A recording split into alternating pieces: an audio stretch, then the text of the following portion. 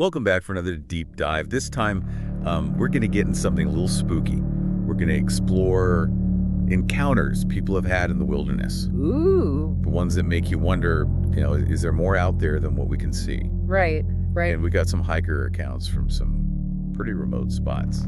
Mysterious figures, strange events, that kind of thing. It's interesting, how these accounts always seem to tap into our primal curiosity, that fascination with the unknown, venturing into the wilderness, where things are unpredictable and often isolated. That definitely seems to spark that. Yeah, it's like you're stepping into a place where anything is possible. Yeah.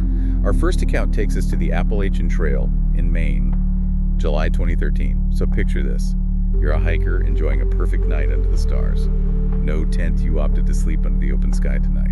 That vastness of the Appalachian Trail stretching for hundreds of miles can really give you a sense of isolation, being surrounded by nature on such a grand scale. It's not hard to imagine how that might heighten your senses. Exactly. So our hiker is writing in his journal by headlamp. His campfire has died down, and the moon is casting an eerie glow on a nearby lake. Suddenly, he notices a dark figure standing motionless between him and the lake, about 100 meters away. Oh, wow. Just standing there, arms at its side, staring at him. Can you imagine that feeling, that sudden jolt of adrenaline, realizing you're being watched but by something you can't quite make out? I mean, he must have been freaked out. According to the account, he froze for a moment, trying to process what he was seeing. Yeah. Then he stood up, hoping to get a clearer view, but the figure just turns and silently walks into the woods. I bet a million thoughts were racing through his head. Right. Another hiker, a local, an animal, trying to find a rational explanation for something so unsettling. He tried to tell himself it was nothing, but the feeling of unease just wouldn't go away. He even started to feel like he was being followed. So he decided to leave the trail and hike to a nearby town, ending up in a truck stop. It's fascinating how an experience like that can completely shift your perception of a place. That isolation, which might have felt peaceful before, suddenly becomes threatening. Right. So at the truck stop, he starts chatting with some locals. Oh, interesting. He tells them about his experience, and that's when they tell him about watching Harry. You ever heard of that? I have, actually. It's a figure of local folklore in that area, a recurring presence on that part of the Appalachian Trail. Apparently he's been sighted for years. Always at night, always silent, and always watching. The locals assured the hiker that watching Harry was harmless, but nobody knows who or what he is. It's a perfect example of how humans create narratives to explain the unexplainable. Watching Harry becomes part of the local lore, a way to rationalize a shared experience of the unknown. It's like giving a name to the fear, makes it less frightening, more familiar, and in a strange way, it connects the community through a shared experience, right? Absolutely. It gives people a sense of continuity with the past, linking them to the stories that shape their understanding of a place. Okay, for our next account, we're going to Sequoia National Park, famous for those giant redwoods and stunning scenery. But this encounter has a totally different vibe. It's almost ethereal. It's interesting how these accounts can vary so much, even though they both deal with the unknown in a wilderness setting. Right. So picture this. You're a hiker, resting near a spring after a long trek. You've been hiking for a while now and decide to take a break. Suddenly, a woman emerges from the dense forest. She looks completely out of place, almost otherworldly. That first impression is so important, isn't it? It sets the stage for an experience that defies any logical explanation. Definitely. She has long, flowing white hair, is dressed in white, and moves with incredible grace. She approaches the spring and drinks from it, and then she speaks. Wait, she spoke to the hiker? She told him to follow her into the woods. That must have been absolutely terrifying. Oh, he was scared. Her words, her appearance, it all felt wrong, like a scene from a dream. He was just frozen there, unable to speak. When the brain is confronted with something it can't explain, it goes into overdrive trying to process what's happening. And in a heightened state, it's not unusual for your senses to feel skewed. Like his mind is struggling to make sense of what he's seeing, and the more he tries, the scarier it gets. Right. And you have to wonder, what role did his own fear play in shaping his perception of the woman? It's possible his fear amplified certain details, making the encounter seem even more strange than it might have actually been. So what happened next? Well, the woman repeated her invitation, then starts backing into the woods. But as she retreats, she seems to dissolve into thin air. One minute she's there, the next she's gone. That's the kind of detail that really pushes an experience into the realm of the paranormal. It's hard to come up with any rational explanation for something like that. Totally. Yeah. The hiker, needless to say, grabbed his stuff and ran. He even tried to find that spring again later, hoping to find some logical explanation for what he saw, but he never did. It's interesting how both of these accounts, even though they are so different, share some common threads, don't they? Yeah, they both involve encounters with the unknown. Both happen in isolated settings, and both left the hikers questioning what they experienced. And both occurred at night. It's almost like the darkness itself adds another layer of mystery to these encounters.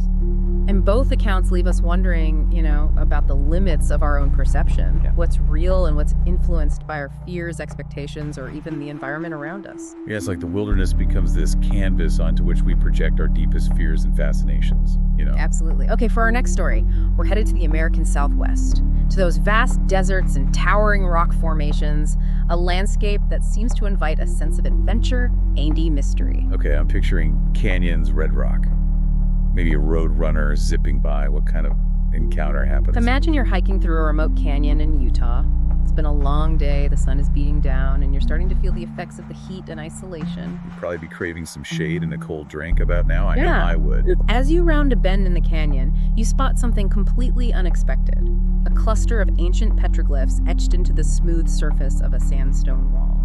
Those are always so cool to see. It's like looking into the past, trying to decipher messages left by people who lived centuries ago. What's interesting about these petroglyphs is that they're unlike any you've seen before. They depict strange figures with elongated limbs and swirling patterns that are hard to interpret. Okay, now you've got me intrigued. What kind of figures? Some resemble humans, but with exaggerated features, oversized heads, elongated limbs, and hands with more fingers than usual. Others seem to be more abstract designs, spirals, zigzags, intricate patterns that almost seem to pulse with energy. It's like stumbling onto a secret code, a message from a civilization we can barely comprehend. Did the hiker try to figure them out? Instead of feeling a sense of discovery, though, the hiker starts to feel uneasy. The canyon, which just moments ago seemed serene and beautiful, now feels charged with a strange energy. I wonder if that's the isolation playing tricks on his mind, or if there was actually something off about the place. Then he starts to hear faint whispers carried on the wind, voices that seem to be coming from the rock walls themselves. The whispers grow louder, forming words in a language he doesn't understand, but that feels unsettlingly familiar. Okay, now that would creep me out. What happened next? The air around him shimmers and distorts, and the petroglyphs on the canyon wall begin to glow with an eerie light.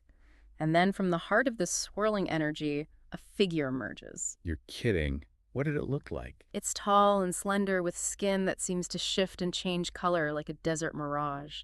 Its eyes are deep black pools that seem to look right through you. I'm guessing this isn't the welcoming committee. The figure raises a hand, its long, slender fingers beckoning the hiker closer. He feels an overwhelming urge to obey, to step into that swirling light and embrace the unknown. That is seriously creepy. Yeah. So what did he do? Did he give in to that urge? That's a question that lingers in the silence of that canyon. Some say those who venture too close to these ancient sites are never seen again. Others claim they return forever changed their minds, filled with visions of other worlds and ancient knowledge. That's a chilling thought.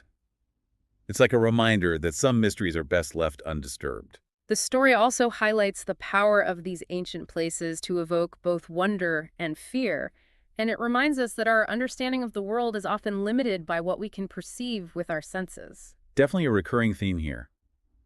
Isolation, strange encounters, and a blurring of the lines between reality and perception. What do you think it is about these types of stories that resonates so deeply with people? I think it's that primal fear of the unknown we were talking about earlier. The wilderness represents a place where nature is still in control, where the rules of civilization don't necessarily apply. It's a place where anything seems possible, for better or worse. And these stories, whether they're based on actual events or simply products of our collective imagination, serve as cautionary tales. They remind us that venturing into the wilderness can be exhilarating, but also dangerous. That we're not always in control. That there are forces at play in the natural world that we may never fully understand. Exactly. But I think that's part of what draws us to these stories. They invite us to consider the possibility that there are things out there beyond our comprehension, that the universe is far vaster and stranger than we can imagine. Okay, before we get too lost in the vastness of the universe, we've got one more hiker account to cover. And this one promises to be especially strange. This one takes us to a remote island in the Pacific Northwest. It involves a series of mysterious disappearances and a creature that some say has haunted the island shores for centuries. All right, you've definitely piqued my curiosity with this last one. Remote island disappearances. A creature lurking in the shadows. I'm all ears. Tell me more. Picture this, a small island off the coast of Washington state shrouded in mist and mystery. This archipelago is known for its rugged beauty, but this particular island is uninhabited and rarely visited. Uninhabited and rarely visited. Yeah. That's already setting off some alarm bells for me. What's it like there? Imagine ancient forests that stretch right down to the rocky shoreline. Seabirds circle overhead, their cries echoing in the mist. The only other sound is the constant crashing of waves against the rocks. Okay, I'm getting a real sense of isolation here. And you mentioned disappearances. What happened? Over the years, a handful of people have ventured onto the island, maybe seeking solitude, maybe drawn by its mystery, but some of them never returned. Just vanished.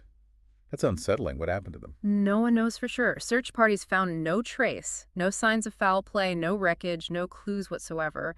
Their disappearances remain a complete mystery. So what do people think happened? Local legends speak of a creature that inhabits the island's shores, a being that's haunted these waters for centuries. A creature. Okay, now we're getting to the good stuff. What kind of creature are we talking about? The descriptions vary, passed down through generations of indigenous stories and whispered among those who live along the coast. Some describe a giant octopus with tentacles as thick as tree trunks, capable of pulling boats and their occupants into the depths. Wow, that's a pretty terrifying image. Others describe something more serpentine, a creature as long as a ship with glowing eyes that pierce the fog. They say it has a haunting cry that echoes across the waves. That sounds like something straight out of a seafarer's nightmare. Is there any actual evidence to support these stories, or are they just legends? Evidence is hard to come by. There have been fleeting glimpses through the mist, and of course those stories passed down through generations. But those unexplained disappearances definitely add a layer of chilling reality to the legends. It's like the island itself is guarding its secrets, keeping them hidden beneath layers of mist and legend.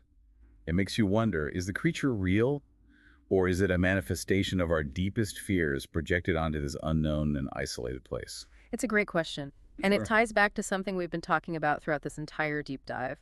The power of the unknown to shape our perceptions and fuel our imaginations. All these stories, they really tap into that primal fear of the unknown, don't they?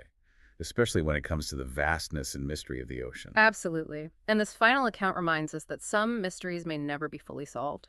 I think that's what makes these stories so compelling. They leave us with more questions than answers, forcing us to grapple with the limits of our understanding and the possibility that there are things out there we may never fully comprehend. So the next time you find yourself venturing into the wilderness, remember, keep your senses sharp and your mind open to the possibilities. Who knows what you might encounter? Thanks for joining us on this deep dive into the mysteries of the wilderness. Until next time, keep exploring, keep questioning, and most importantly, keep listening to The Deep Dive.